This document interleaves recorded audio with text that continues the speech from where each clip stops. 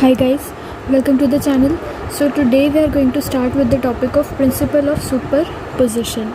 So basically till now what we have studied is that if we are having two point charges, right, two charges q1 and q2, so we can study the interactions between them, and also if we consider any one of these charges, for example we are talking about this charge q1, so using Coulomb's law we can find out the force which is acting on this q1 charge. We can also know the direction, so we can find out the force acting on this q1 due to this q2 charge, right, using Coulomb's law, right.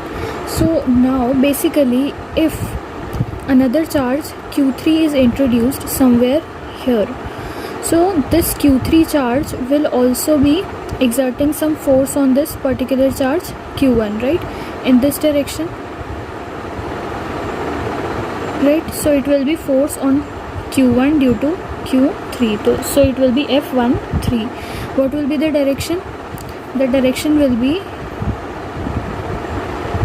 like this, right, along this line which is joining q1 and q3. Similarly in this case also the direction will be along this line which is joining q1 and q2, right. So basically what this principle of superposition helps, in which case it helps in the cases in which we are having more than one point charges and we want to find out the force on a point charge due to these multiple charges, right. So if in this case force on q1 will be what, if we want to find out force on q1, so it will be what, force on 1 due to 2 plus force on 1 due to 3 in this particular case.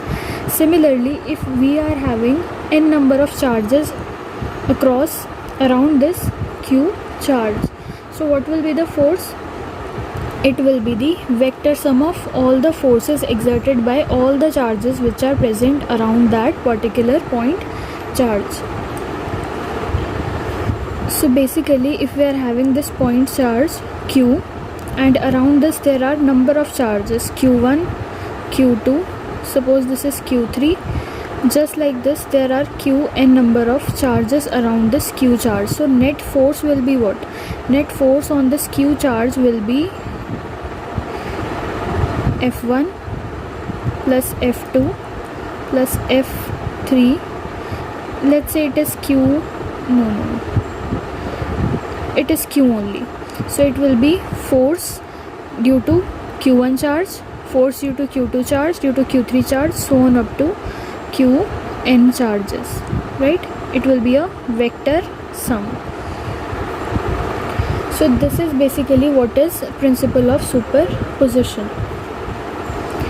So basically what happens here in this case, we just have to add the number of forces which are being forced by number of charges. So we will be able to understand this concept of principle of superposition with the help of numericals. So first of all we are going to deal with the first numerical or the first problem. Suppose we are having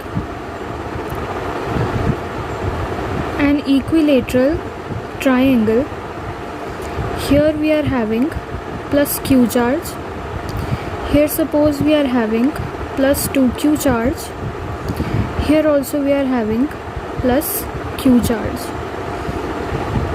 Each side of this triangle is, say, r. Each side is r. So this is an equilateral triangle. Now suppose you want to find out the force acting on this particular charge. Okay, we have to find out the force which is acting on this particular charge.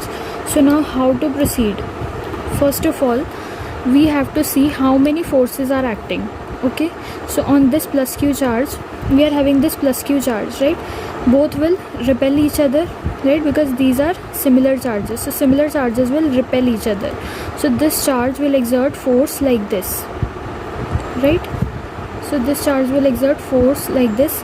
So basically I'm going to give denotions. Suppose this is point A, this is B and this is C.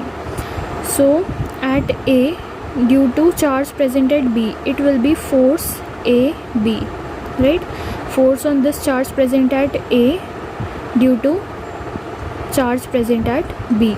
So force will be in this direction because this one will repel this one. Now if we look at these two are also positive charges, so this will also repel this one.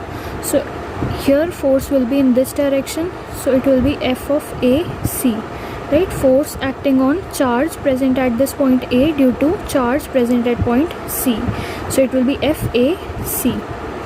So basically this is an equilateral triangle, so this will be 60 degrees, right? Because this is 60 degrees, so this will also be 60 degrees, vertically opposite angles, right? Now these two forces are acting on this charge plus Q. Okay, now overall force on this charge Q will be what? It will be the vector sum of these two forces. F on A, you can say FAB plus FAC, it will be the vector sum, force acting on this point charge.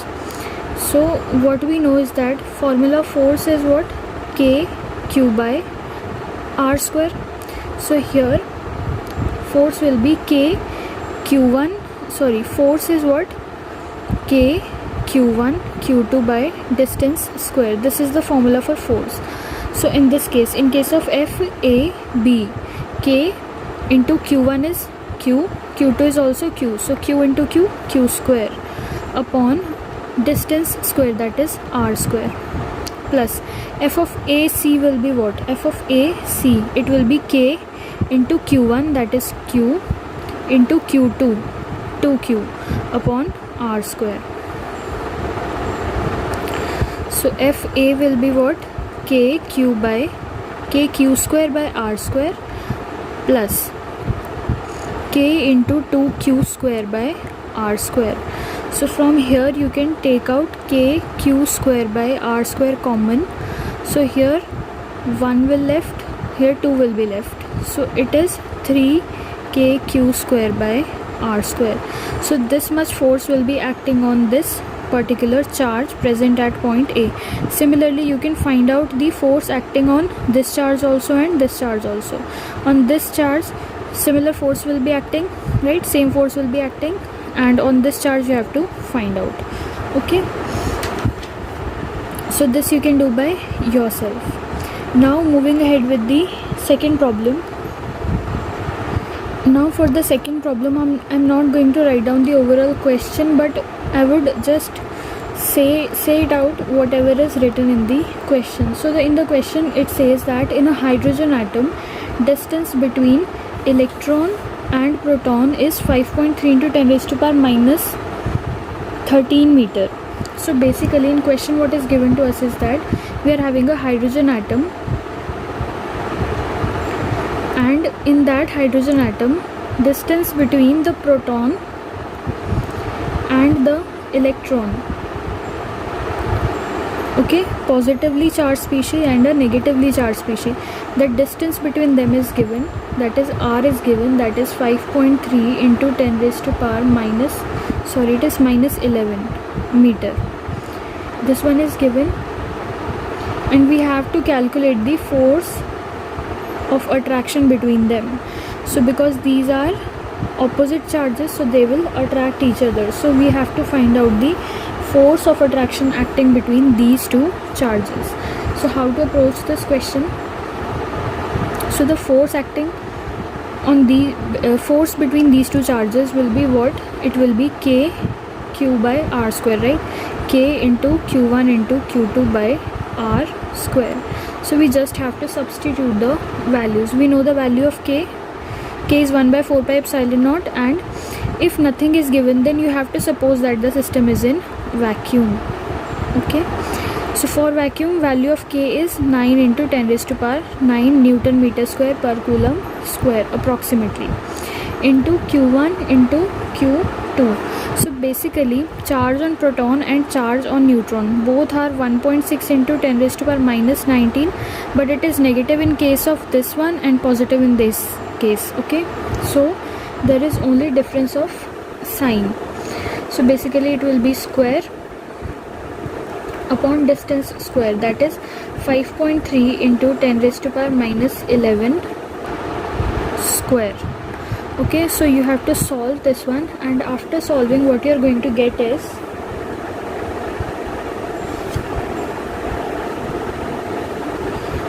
8.2 into 10 raised to the power minus 8 Newton. This will be the answer. So basically distance is given to us and we know charge on each of these. Charge on proton is plus 1.6 into 10 raised to power minus 19, and charge on this one is minus 1.6 into 10 raised to power minus 19, but we have discussed that we always take the magnitude of charges, right? So that's why we have ignored the negative sign here. After solving you will get this answer. Okay, so this was the second question. In the next video what we are going to do is we are going to do some more questions, maybe 1 or 2 more questions based on the principle of superposition, because numericals are very important in this case. So after this we will move on to electric field concept. So I hope this is clear to you guys. If you want to go for any of the books for reading, so I would rather suggest you to go for GRB, right? So that is a very good book to go for your basics. So these are some of the problems which are from GRB also, right? So we are going to discuss some of the examples also based on this principle of superposition, and after that we will jump on to concept of electric field. So I hope so far whatever we have studied you are clear with that. So far that's it for this video. Thank you so much for watching.